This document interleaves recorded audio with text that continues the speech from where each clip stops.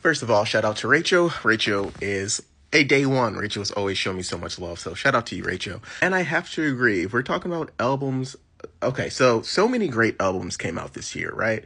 There's so many great records from The Cure to Linkin Park to Beyonce to Taylor, like to Billie Eilish. Like everybody dropped a great project this year. But when it comes to defining a moment in time, no one did it better than Charli. Brat was so like for me personally, there were other albums I liked better than Brat, far as like sonically, musically. There are records that I personally liked better than Brat. But no other album defined a moment quite like Brat did. Like it literally was this cultural moment that kind of stopped the pop world, which is very rare and very, especially nowadays. Like it's very hard to do that when we're all so distracted nonstop. We're always swiping. And somehow Charli was able to make an album that was much larger than the album itself. It was much bigger than the music itself. And she said something in an interview. She said something along the lines where it was basically like, music is not as important as creating a world. And I totally agree with that, especially in 2024. You really do need to create this experience for the audience to invest in and get lost in and to be a part of at the same time. And Brat did that. Like it spilled over into politics.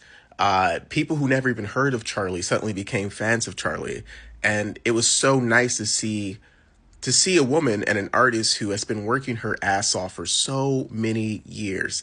And don't get me wrong, Charli is obviously, she has had success prior to Brat, but not to this magnitude. Like it was just such a moment where your parents knew what Brat was. Your grandparents may have even known what Brat was.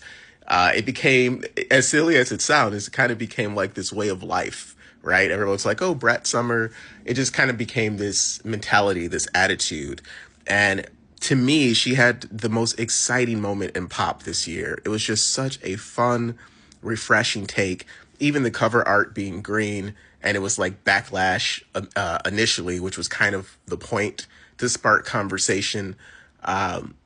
She used social media in such a genius, authentic way that made it fun, that made you want to be a part of it. Obviously, the Brat wall, like it was just like this whole experience. And I think moving forward with pop music, and really music in general, we have to see more artists do that, like create these cultural shifting moments. And also, like, let's talk about like sonically, the album is like this abrasive, electro, unapologetic dance music that you listen to inside of these dirty, dingy clubs at like 3 a.m. in the morning, and you're just having the best time of your life. That's what makes it so brilliant, because she was not making an album that catered to mainstream pop music or mainstream culture.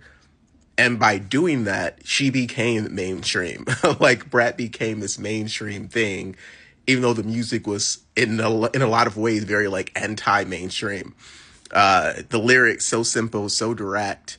You know, again, I can go on and on, but I agree with you. I'm going to make a video because I've been sitting down thinking, what are the best albums of the year? But this is definitely the number one best album of the year, just because it meant so many different things beyond the music.